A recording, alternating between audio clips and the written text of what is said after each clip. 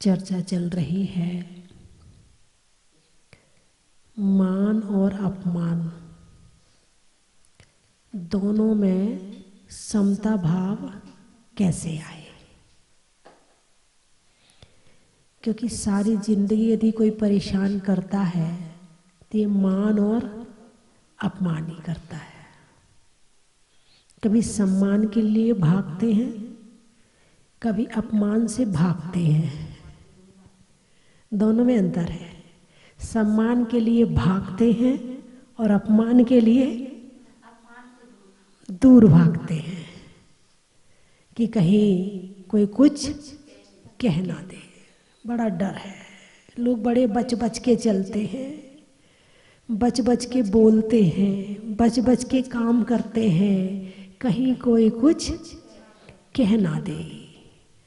इसके लिए बड़ा प्रयास, बड़ी मेहनत, बड़ी लगन है कि मुझे कोई बुरा ना कह दे, मुझे मेरा अपमान ना कर दे।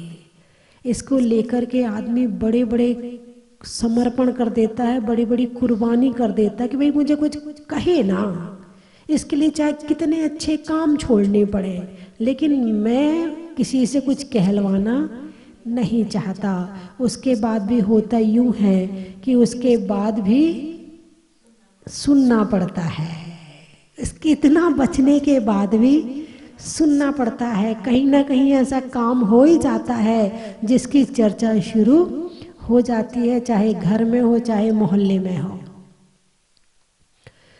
बंधुओं, कल जो चर्चा आई थी उसमें आया था कि यदि मान और अपमान से दूर हटना है तो जिन वस्तुओं के प्रति खुशी उसकी तारीफ में मिलती है और उसकी निंदा में दुख मिलता है, तो उन वस्तुओं से मोह छोड़ने पर दुख और खुशी दोनों छोड़ने पड़ेंगे, तब कहीं जाकर के मान और अपमान से बच पाएंगे। भगवान महावीर ने एक रास्ता और बताया है। मान और अपमान से बचने का एक रास्ता और बताया है। कहो तो बता दूं? अरे बोलिए ना। बता दूं? अच्छा ठीक है। वो रास्ता है त्याग का। कौन सा रास्ता है? त्याग का। दो तरह से वस्तु को छोड़ा जाता है, एक दान से और एक त्याग से। दान अच्छी वस्तु का किया जाता है और त्याग अच्छी और बुरी दोनों का किया जाता है। दान में निमित्त सामने वाला होता है और त्याग में निमित्त हम स्वयं ही होते हैं।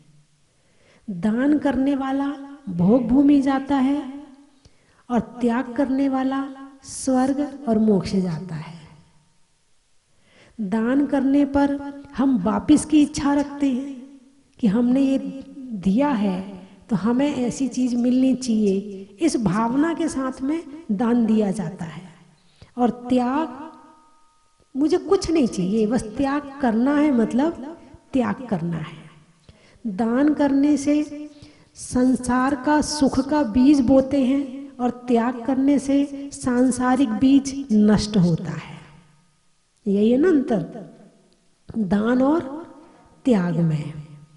भाई दान करने वाला प्रशंसा भी उसका उद्देश्य हो सकता है, लेकिन त्याग करने में प्रशंसा उद्देश्य नहीं होता है।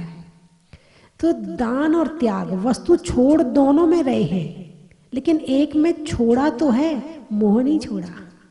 दान करने के बाद भी कहीं ना कहीं चौगुना लेने की इच्छा है, मोह नहीं छोड़ा। और त्याग करने के बाद में कुछ लेने की इच्छा नहीं है, उसका नाम है त्याग, है ना। त्याग बड़ा कि दान बड़ा? दानी बड़े कि त्यागी बड़े? दान की पूजा होती है कि त्याग की पूजा होती है? क्या बात है, आप बड़े समझदार हैं। जो बहुत दान करता है, बहुत दान करे, अपनी संपत्ति का 75% हिस्सा भी दान कर दे, तो उसकी पूजा की जाएगी क्या? नहीं। क्या किया जाएगा? तारीफ करी जाएगी, माला पहनाई जाएगी, शॉल उड़ाई जाएगी, फोटो छपवाई जाएगी, बस इससे ज़्यादा नहीं हो सकता। लेकिन जिसने कुछ भी दान नहीं किया है, केवल त्याग किया है, पूजा उनकी की जाएगी। तो दान और त्याग में यदि बड़ा देखा जाए तो त्याग बड़ा है। कुछ लोग आते हैं, बोले माता जी मन में बड़ी इच्छा रहती है कि हम लोग खूब दान करें, हमारे यहाँ खूब धन आए, खूब धन आए तो हम खूब दान करें। तो पहले क्या इच्छा है? आए। पहले क्या इच्छा है? आए, और फिर दें, और फिर लें। दान में केवल लेना देना चल रहा है। पहले तो आए, माता जी अच्छा आशीर्वाद दे दो, बड़ा मन करता है दान करने का। हम लोग तो इतने ऐसे हैं, परिस्थिति ऐसी है हमारी कि हम दान नहीं कर पाते हैं। मन तो बहुत करता है दान करने का, लेकिन हमारे पास है ही नहीं है इतना कि हम दान कर सकें। तो आप तो हमें बस आशीर्वाद दो कि हम दान कर सकें, इतना धन मेरे पास में हो, हम करोड़ों दान कर सकें। अब करोड़ों दान कौन करेगा? जिसके पास अरबों होगा। करोड़ों दान कौन करेगा? जिसके पास में अरबों होगा। तो माता जी आप तो ऐसे ऐसा आशीर्वाद दो कि हम करोड़ों दान करें। बात समझ गए ना? है? अब वो क्या दान ही श्रेष्ठ है? दान से ही हम धर्म कर सकते हैं, क्या हम त्याग से धर्म नहीं कर सकते? एक व्यक्ति ऐसा है जिसके पास धन ज्यादा नहीं है, लेकिन वो छठ आवश्यक का पालन करता है, सुबह अभिषेक करता है, पूजा करता है ना, स्वाध्याय करता है, संयम का पालन करता है, अष्टमी चतुर्दशी को एकाशन करता है, रात्रि भोजन नहीं करता है, और आलम जिमी कंद नहीं खाता है, और बाजार का नहीं खाता है, स्वाध्याय भी करता है, तप भी करता है, दान भी करता है। साधु आते हैं तो जो उसके यहाँ है उतने में चौका लगा लेता है। बताइए व्यक्ति धर्म कर रहा कि नहीं कर रहा? कर रहा है ना? कितना मतलब कितना धर्मात्मा है? जो एक व्यक्ति ना छठ आवश्यक का पालन बिल्कुल नहीं करता, केवल दान देता है, वो श्रेष्ठ है या छठ आवश्यक का पालन करने वाला श्रेष्ठ है? आप खुद ही बताओ। मतलब जिसके पास धन कम है तो क्या वो धर्म नहीं कर सकता? त्याग की महिमा सबके लिए है, जिसके पास है धन उसके लिए भी, और जिसके पास नहीं है भाई त्याग तो कर ही सकता ना भाई। जो तुम्हारे पास में है, जो तुम भोगते हो, दान वो दिया जाता है जो दूसरों के लिए कुछ काम कर सके, और त्याग उसका किया जाता है जो तुम भोग रहे हो। रात्रि भोजन का त्याग कर दिया है ना, आपने जिमीगंध का त्याग कर दिया, आपने बाजार के भोजन का त्याग कर दिया, त्याग हुआ कि नहीं हुआ? श्रेष्ठ बने कि नहीं बने? बने श्रेष्ठ। लेकिन आपकी नजर में क्या श्रेष्ठ है? धन। इसलिए धन का दान ही आपको श्रेष्ठ लगता है, त्याग आपको श्रेष्ठ नहीं लगता है। लोग त्याग से दूर भागते हैं और धन को पास में लाना चाहते हैं। एक स्टोपदेश में एक श्लोक आया है कि उसमें उसका भाव में बता रही आपको कि जो धन है, एक व्यक्ति है कि पहले कीचड़ में पैर डालता है फिर पैर धोता है, दूसरा व्यक्ति है जो कीचड़ में पैर डालता ही नहीं है। कौन सा श्रेष्ठ है? जो नहीं डालता है। तो उसमें ये बताया कि लोग दान की इच्छा से धन कमाना चाहते हैं कि मेरे पास ज्यादा हो ताकि मैं दान कर सकूं। ऐसे व्यक्ति वे हैं जो पहले कीचड़ में पैर डालते हैं और फिर दान से उसे साफ करना चाहते हैं। लेकिन बहुत से लोग ऐसे हैं कि जो केवल त्याग के मार्ग पर चलते हैं। किसके मार्ग पर चलते हैं? त्याग के मार्ग पर चलते हैं। तो वो श्रेष्ठ है या पहले कमा करके फिर दान करने वाला श्रेष्ठ है? मैं आपसे ही पूछ रही हूँ। हाँ, आपसे ही पूछ रही हूँ। आप बताएंगे, आपके निर्णय बिल्कुल सही होते हैं, आप समझते तो सही हैं, जानते भी सही हैं, ज्ञान भी आपको पूरा है। अब वो आप जाने कर पाते कि नहीं कर पाते हैं वो आपके ऊपर है। तो कहने का अभिप्राय मेरा ये है कि त्याग के माध्यम से बहुत अधिक धर्म हो सकता है, स्वर्ग और मोक्ष भेजता है, और दान केवल भोग भूमि तक भेजता है। अभी यहीं पड़े रहो, मनुष्य बने रहो। लेकिन यदि त्याग किया है तो कहाँ तक जाएगा? पहले तो जाएगा स्वर्ग और फिर उसके बाद क्रम से जाएगा मोक्ष में। तो त्याग जो छोटे छोटे त्याग बताए हैं हमारे यहाँ, चलो ठीक है आप बड़े नहीं कर पाते हैं, जैन धर्म में बड़े छोटे छोटे रूप में त्याग करने का बता दिया है। हर्रा लगे ना फिटकरी और रंग चोखा हो जाए। छोटा छोटा त्याग कर दो तो उसमें भी तुम्हारे त्याग की जो संस्कार हैं वो शुरू हो जाएंगे। तो छोटे छोटे त्याग, घुटनों के बल चलते चलते पांव खड़े हो जाते हैं और छोटे छोटे नियम एक दिन बहुत बड़े हो जाते हैं। आप छोटे छोटे त्याग करो। आपने रात्रि भोजन का त्याग किया ना, आप देवता से बड़े हो गए। देवता त्याग नहीं कर सकता, देवताओं में त्याग करने की शक्ति नहीं है। और तुमने यदि रात्रि भोजन त्याग कर लिया तो तुम देवता से बड़े हो गए। तुम्हारे अंदर मतलब मोक्ष जाने की सामर्थ्य है ना, है कि नहीं है? लेकिन वर्तमान में नहीं है, लेकिन क्रम से संयम का पालन करते हुए जा तो सकते हो। देवताओं के सटावश्यक में शायद संयम नहीं होगा, क्योंकि वो संयम का पालन कर ही नहीं सकते हैं, उनके अंदर है ही नहीं है संयम की। क्योंकि संयम का पालन होता है औदारिक शरीर से। किससे? औदारिक शरीर से, कर्म भूमि के औदारिक शरीर से। भोग भूमि के भी शरीर से नहीं होता, वहां भी भोग ही भोग है, वहां कल्प वृक्ष है, वहां पर त्याग का संयम का कोई काम नहीं है वहां पर। तो जो त्याग और संयम है वो केवल कर्म भूमि के मनुष्य ही कर सकते हैं। चतुर्थ काल के मनुष्य करते हैं, कुछ मोक्ष चले जाते हैं, कुछ स्वर्ग चले जाते हैं। पंचम काल के मनुष्य करते हैं, मोक्ष नहीं जा पाते हैं, लेकिन क्रम से मोक्ष जा सकते हैं, क्रम से मोक्ष जा सकते हैं। तो त्याग जीवन में उत्तम है। आप छोटी छोटी चीज का त्याग करें। जब आप रात्रि में सोते हैं तो अपने साथ में तिजोरी रख के सोते हो क्या?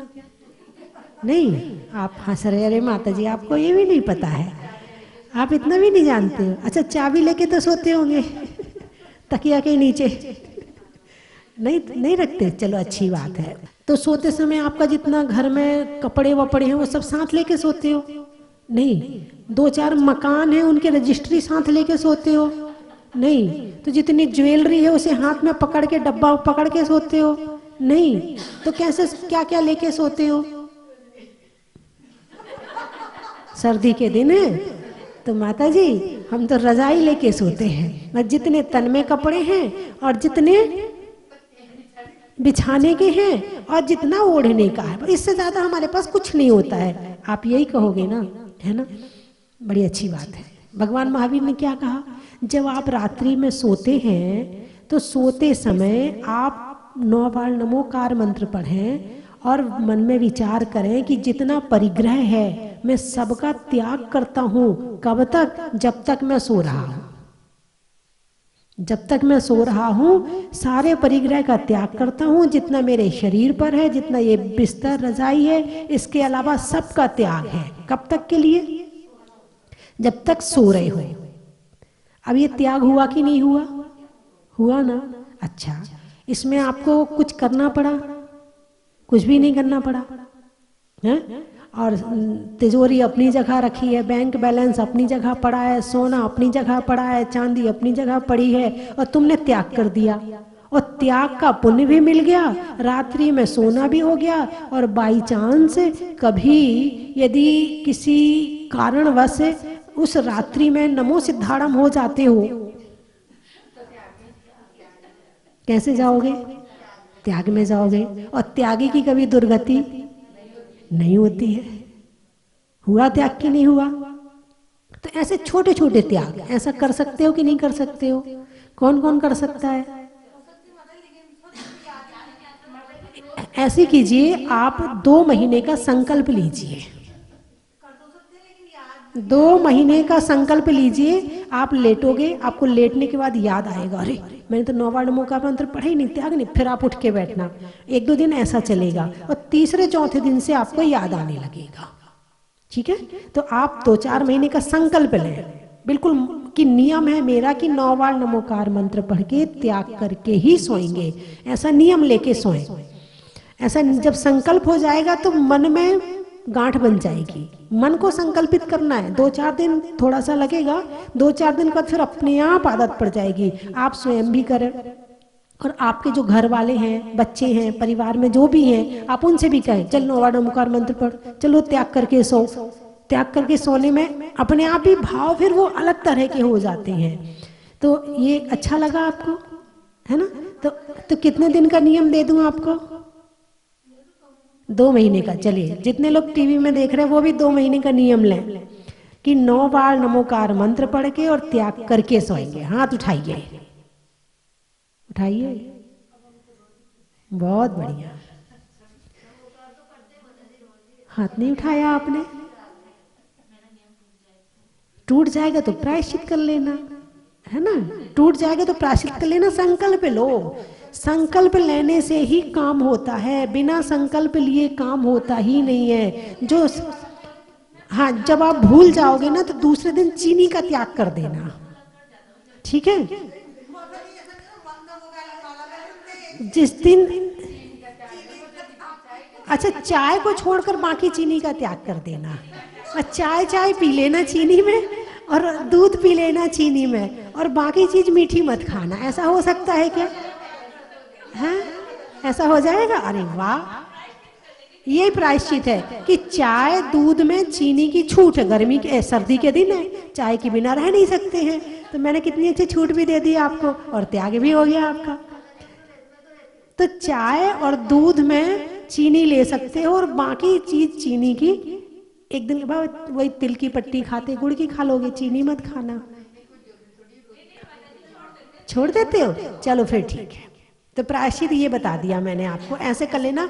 ये मन जैसे ये शरीर को प्रायश्चित मिलेगा ना, अपने आप याद आएगी, अपने आप करेगा। अरे भाई कल मीठा छूट जाएगा, नमोकार मंत्र पढ़ लो, तेरे तुम्हारे बच्चे याद दिलाएंगे मम्मी मीठा पढ़ो पढ़ो पढ़ो, जल्दी पढ़ो। ऐसे करके धीरे धीरे संकल्प तुम्हारे रूटीन में आ जाएगा, है ना?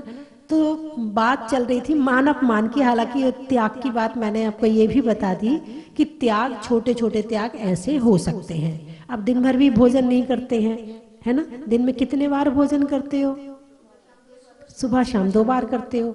एक बार नाश्ता का मान लो तो 3 बार हो गया, एक आध बार और मान लो तो 4 बार हो गया। लेकिन आपने 4 बार अन्न को छोड़ करके बाकी का त्याग किया क्या? नहीं किया ना। खाने का दोष तो लग ही रहा है। यदि आप नियम ले लो कि मैं दिन में 5 बार से ज्यादा अन्न नहीं खाऊंगी, कितने बार से? 5 बार तो बहुत होता है, हो जाता है ना? तो छूट रखो कि 5 बार से ज्यादा नहीं खाएंगे। हालांकि आप खाते 2 बार हो, कोई बात नहीं है, लेकिन 5 बार की छूट रखो। कभी आपको शादी में जाना है, कभी आपके रिश्तेदार आ जाते, कभी किसी के साथ बैठ के नाश्ता करना है, तो इस तरह से कभी ना कभी बाई चांस कभी मौका पड़ जाए तो 5 बार की छूट रखो, बाकी का त्याग कर दो। तो ऐसा हो सकता है कि नहीं हो सकता है? अरे बोलिए ना। चलिए उठाइए हाथ 5 बार में। बहुत बढ़िया। टीवी में देख रहे हैं वो भी हाथ उठा लें कि 5 बार से ज्यादा अन्न नहीं खाएंगे। बहुत अच्छा। ये भी बड़ा छोटा सा त्याग है, इसमें भी कुछ नहीं करना पड़ेगा। केवल 1 आध महीना आपको ध्यान रखना पड़ेगा कि किसी चीज में अन्न आ ना जाए, उसके बाद रूटीन में ये भी आ जाएगा। आप मुझे ये बताओ, प्रधानमंत्री बनने के बाद क्या उसे किसी ने पूछा नहीं होगा? क्या उसके प्रति सम्मान की भावना नहीं होगी? क्वालिटी हो, गुण हो तुम्हारे अंदर में, कुछ काम ऐसा करो कि कपड़ों को नहीं तुम्हें पूछें। कुछ काम ऐसा करो कि कपड़ों को नहीं तुम्हें पूछें।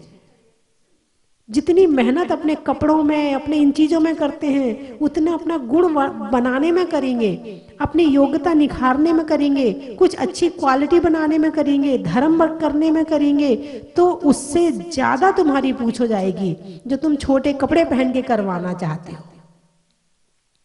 नहीं, मैं आपकी बुराई नहीं कर रही हूँ है, लेकिन वर्तमान समय जो चल रहा है, आजकल के बच्चों का स्वभाव, खाना पीना, सोचना है, उनकी चाल ढाल, आंखों को मटकाना, कंधों को उचकाना, चंचलता, ये सारी चीजें दुख का कारण है। सारी चीजें दुख का कारण है। एक लड़की यदि गांव में चली जाए, वैसे तो वो जाना नहीं चाहती शहर की, यदि गांव की लड़की है तो वो गांव में शादी नहीं करवाना चाहती, वो भी चाहती है कि मुझे शहर मिले। और बाई चांस यदि किसी की शादी हो जाए तो घर वालों को इतना परेशान कर देती है कि उसके पीहर वाले भी परेशान हो जाते हैं और ससुराल वाले भी परेशान हो जाते हैं। आजकल के बच्चों को शांति से जीना नहीं आता है कि कैसे हम सुखी रहें और अपने परिवार वालों को कैसे सुखी रखें, इस बात का ज्ञान आजकल के बच्चों को नहीं है। एक हाई फाई माइंड आ गया, ऐसे कपड़े पहनने हैं, गांव में जाके साड़ी पहनूंगी क्या, गांव में जाके पल्लू ढक के रहूं, मैं नहीं रहने वाली। यूं अपने घर वालों से खुद ही वो कहती हैं कि मैं नहीं चूल्हे पर रोटी बनाने वाली, मैं नहीं घर में लीपा पोती करने वाली, झाड़ू लगाने वाली, मैं तो मुझे तो ऐसा चाहिए जहां सास ना हो। भाई सास नहीं होगी तो बेटा कहाँ से आएगा, तेरा पति कहाँ से आएगा? सास तो पहले आई है तभी तो पति आया है। अब ऐसे कैसे हो सकता है कि बीज ना हो और पेड़ मिल जाए, बीज ना हो और पेड़ मिल जाए। किसी की सेवा नहीं करना, जो अपनी पति की सेवा नहीं कर सकती है तो वो सास की क्या सेवा करेगी? जो अपने पति से घर का काम करवाती है तो वो सास की क्या सेवा करेगी? वर्तमान समय यही चल रहा है ना। और बेचारी जब सास भी देखती है कि मेरी बहू अपने पति से ऐसा ऐसा काम करवा रही है, अंदर ही अंदर कुड़ती रहती है, दुखी होती रहती, कह भी नहीं सकती, अभी भाग जाएगी, अभी जेल भेज देगी, ये डर और पहले खड़ा है। नारी शक्ति को और ज्यादा बढ़ा दिया गया है कि भाई जरा सा कुछ कहे तो चले आओ तुम हमारे पास, हम जेल में भेज देंगे। तो उस डर से कि भाई बदनामी होगी, आज कितने लोग प्रताड़ित हो रहे हैं, कितने परिवार वाले प्रताड़ित हो रहे हैं। अभी जो हमारी वर्तमान की जो सासू वाली पीढ़ी है बेचारी दोनों तरफ से प्रताड़ित हुई है, इधर बहू से और पहले नहीं मैं नहीं कह रही तो इस तरह से मन को शांत करने का एक ही उपाय है, इसे त्याग में लगाया जाए। मन त्याग में लग जाए, मन धर्म में लग जाए, मन स्वाध्याय में लग जाए, मन सेवा में लग जाए, मन अपने आप शांत हो जाता है। और जितना शांत मन होगा उतना तुम खुद सुखी रहोगे और सामने वाले को सुखी रखोगे।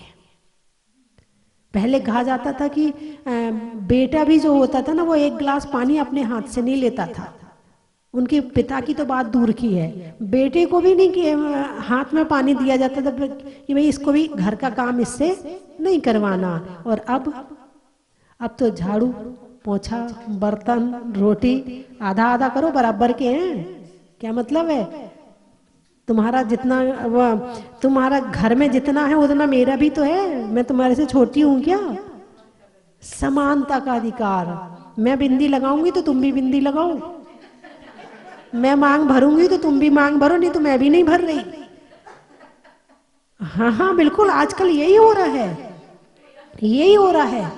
मतलब एक जो समर्पण की भावना थी, समर्पण से सुख और शांति होता है, हैं? लेकिन आज समर्पण की भावना खत्म होती जा रही। जी बस 4 जोड़ी कपड़े ले लेंगे, जीन्स पैंट, जीन्स शर्ट और जीन्स शर्ट और रखे और चल दिए, साड़ी वाड़ी की जरूरत ही नहीं है, दोनों एक ही कपड़े पहन लेते हैं। एक जो भेद रेखा 5 उंगली है, 5 उंगली बराबर नहीं है, और बराबर हो जाएंगी तो काम नहीं कर सकते हो। अंगूठे का अलग काम है, इस उंगली का अलग काम है, इसका सबका अलग अलग काम है ना। और 5 बराबर हो जाएंगी तो काम नहीं चलेगा। आज घर में काम नहीं चलने का कारण यही है कि सब दोनों को बराबर मानने लगे हैं, छोटा छोटा कहलवाने को तैयार नहीं है, मैं भी बड़ा हूं। तो इसी कारण से वर्तमान समय दुख का समय है, पंचम काल है, काल का समय बढ़ रहा है। और दुख कैसे बढ़ेगा? ऐसे निमित्तों से बढ़ेगा, ऐसे कारणों से दुख बढ़ेगा। तुम क्या सोच रहे हो कि मतलब जो घर में अच्छे जीन्स पैंट पहन के रहते हैं, जीन्स शर्ट पहन के रहती हैं, वो बड़ी सुखी रहती हैं? 100 बीमारियां उनके शरीर में, ताकत ही नहीं है पहली तो,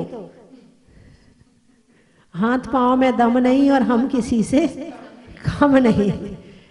उसे खड़े होने में तो चक्कर आते, वो रोटी क्या बना के खिलाएगी। डाइटिंग पे तो बेचारी जी रही है। पहले की लड़कियां खूब खाती थी, खूब खाती थी और खूब काम करती थी। अब ना खाती हैं और ना काम करती हैं। वो तो शो पीस है। क्या है? देखने के लिए हैं। घर में ड्राइंग रूम होता है ना, वहाँ कुछ चीजें देखने के लिए रखी होती हैं, बस शो पीस वो भी है। ड्राइंग रूम में उन्हें रख दो बस उठा के, और ले जा के खाना भी दे दो, उन्हें सब चीज दे दो। नहीं, मैं बुराई नहीं कर रही लड़कियों की, लेकिन लड़कियों से ये जरूर कहूंगी कि खूब खाओ, खूब काम करो, गुस्सा कम करो, अपने से बड़ों का सम्मान करो। लड़कियों के लिए मेरी तरफ से ऐसी प्रेरणा है, अपन सुखी रहें और सब सुखी रहें, ऐसा काम करो। हम भी दुखी रहें, सब दुखी रहें, ऐसा काम मत करो। तो समय हो गया है, 3 चीजें बोलूंगी, आपको कहना बड़ा ही महत्व है। चलने में पात का, मित्रों में साथ का, तीर्थंकरों में मुनि सुब्रत नाथ का, पानी में खौलने का, बनिया में तौलने का, आपके जोर से बोलने का, रहने के लिए भूखा और घूमने में आबू का, और तीर्थंकरों में पदम प्रभु और चंदा प्रभु का, अनाज में दाने का, इनाम में पाने का और आपके मुस्कुराने का, जंगल में नाक का, शहरों में बाग का, और करने में छोटे छोटे त्याग का, बीज में बोने का, कमरे में कोने का, और मान अपमान से ऊपर उठने का, कर्म के हरने का, त्याग के वरने का, और लड़कियों के द्वारा घर का काम करने का, अनाज में पने का, गर्मी में चने का, और लड़कियों के द्वारा डाइटिंग नहीं करने का, आम की बोर का, खाने में कौर का, आने वालों में इंदौर का, मिठाइयों में मावा का, नहीं करने में दावा का, और आने वालों में इटावा का, गुरुओं के आशीर्वाद का, नहीं करने में विवाद का, और आने वालों में हैदराबाद का, सावन में बिया का, दिवाली में दिया का, और आने वालों में गोंदिया का। ओके, बोलिए 24 भगवान की। बहुत अच्छे भाव हो जाते हैं, भावों में अतिशय हो जाता है। इस क्षेत्र पे आते से ही भावों की विशुद्धि अनंत गुना बढ़ जाती है। इस क्षेत्र पे आने का बार बार मन करता है। इस प्रतिमा को देख के ही ऐसा लगता है कि अपने सब दुष्कर्मों का क्षय हो गया हो, सब दुष्कर्म अपने एकदम झड़ गए हो, ऐसा लगता है इस प्रतिमा को देख के। अलग ही एक आनंद की अनुभूति होती है, एक आत्म अनुभूति होती है इस प्रतिमा के देख के सामने चिंतन करने में। बहुत प्रसन्नता होती है, और भगवान की प्रतिमा को देख करके ऐसा लगता है, उसके दर्शन करने से ऐसी अनुभूति होती है कि मैं बार बार जहाजपुर में ही आता रहूं। वैसे तो मेरा ससुराल यहाँ पे है, पर फिर भी मेरी हार्दिक इच्छा ये होती है कि मैं हर बार 8 दिन में 10 दिन में भगवान के दर्शन करता रहूं। और यहाँ का जो विकास हुआ है और यहाँ की जो प्रतिमा की चमत्कार से जो विकास हुआ है, ये बहुत अद्भुत है।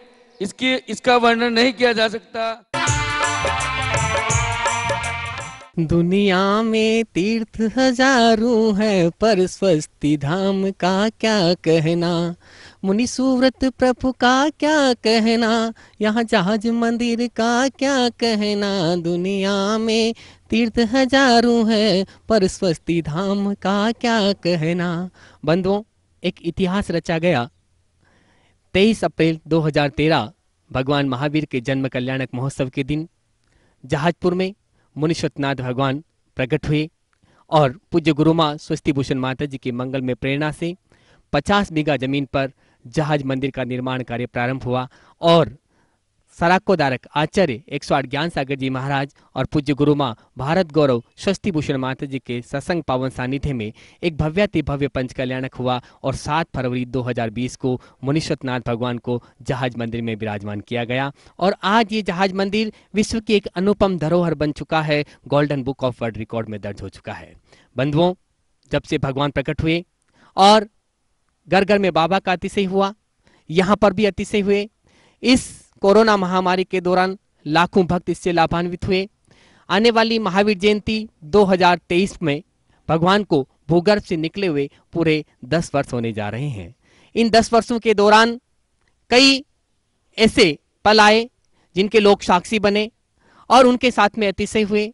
जो यहाँ पर आए, जो नहीं आ पाए, जिन्होंने बाबा के दर्शन टीवी के माध्यम से किए, शांति धारा देखी और उनको जो जो अनुभूतियां हुई, उनके साथ में जो अतिशय हुए, वो अपने संस्मरण लिख के यहाँ भेज सकते हैं। क्योंकि आने वाली महावीर जयंती 2023 में 10 वर्ष पूरे होने के उपलक्ष्य में एक स्वस्ति धाम अभिनंदन ग्रंथ का प्रकाशन होने जा रहा है। आपके साथ में जो अतिशय हुए, जो अनुभूति आपने की, जो आपको यहाँ से प्रेरणा मिली, पूज्य माता जी के पावन सानिध्य में पूज्य माता जी के प्रवचनों के लाभ से उनके दर्शन करके उन अनुभूतियों को, उन प्रेरणाओं को आप अपने शब्दों में लिख के एक संस्मरण के रूप में आप यहाँ पर भेज सकते हैं। आपके परिवार की फोटो भी आप अपने उनके साथ में भेजें और उनको वो जो स्वस्ति धाम अभिनंदन ग्रंथ प्रकाशित होने जा रहा है उसमें प्रकाशित किया जाएगा। बंधुओं, एक इतिहास बना है और इस इतिहास के हम सब साक्षी बने हैं। क्योंकि कुछ चीजें कीमत से नहीं, किस्मत से मिला करती है। हम सबके महान पुण्य के उदय से मुनीश्वरनाथ भगवान भूगर्भ से निकले और 50 बीघा जमीन पर एक बहुत बड़ा तीर्थ बनकर के तैयार हुआ। मात्र 10 वर्ष में जो अतिशय लोगों के साथ में हुए हैं, वो अतिशय जब यहाँ पर आकर के पूज्य माता जी को बताते हैं तो वास्तव में माता जी चाहती है कि उन अतिशयों को, उन अनुभूतियों को, उन संस्मरणों को एक लेख के रूप में, एक ग्रंथ के रूप में प्रकाशित किया जाए। और इसीलिए आने वाली महावीर जयंती को स्वस्ति धाम अभिनंदन ग्रंथ का प्रकाशन होने जा रहा है। तो आप भी, आपके साथ में जो अतिशय हुए हैं, जो आपने अनुभूति यहाँ पर की है स्वस्ति धाम में आकर के, उनको अपने शब्दों में लिख करके भेज सकते हैं। आपके परिवार की फोटो और उस लेख का प्रकाशन उस ग्रंथ में किया जाएगा। धन्यवाद। चन की थाल को सजाओ रे आज, रत्नों की थाल को भर लाओ रे आज। आओ आओ करे रे गुणगान आरती भगवन की। आओ आओ करे गुणगान आरती भगवन की। आओ आओ करे रे गुणगान आरती भगवन की।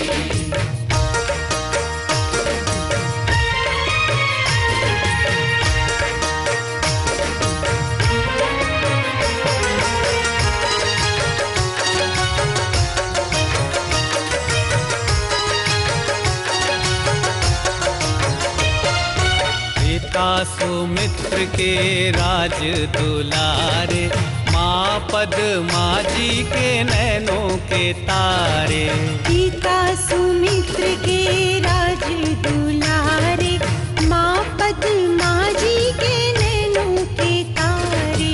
राजगृही में जन्म लियो आप, राजगृही में जन्म लियो आप। आओ आओ मनाए खुशी आज आरती भगवन की। आओ आओ करे गुणगान आरती भगवन की। आओ आओ करे गुणगान आरती भगवन की।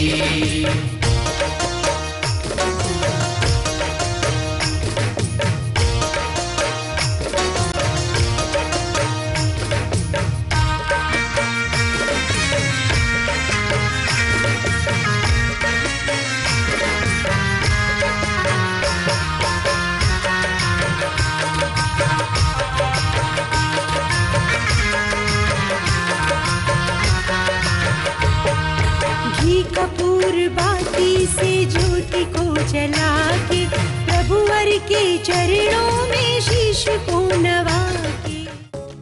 परम विदुषी लेखिका गणिनी आरिका रत्न श्री 105 स्वस्ति भूषण माता जी जिन्होंने मात्र 20 वर्ष में 100 से भी अधिक किताबें लिखकर जैन समाज को अनूठा योगदान दिया है। बड़े बड़े विधान जैसे कल्पद्रुम महामंडल विधान, सिद्ध चक्र महामंडल विधान, इंद्रध्वज महामंडल विधान एवं विशेष जिनपद, पूजांजलि आदि महत्वपूर्ण साहित्य बहुत ही सरस, सरल व सुबोध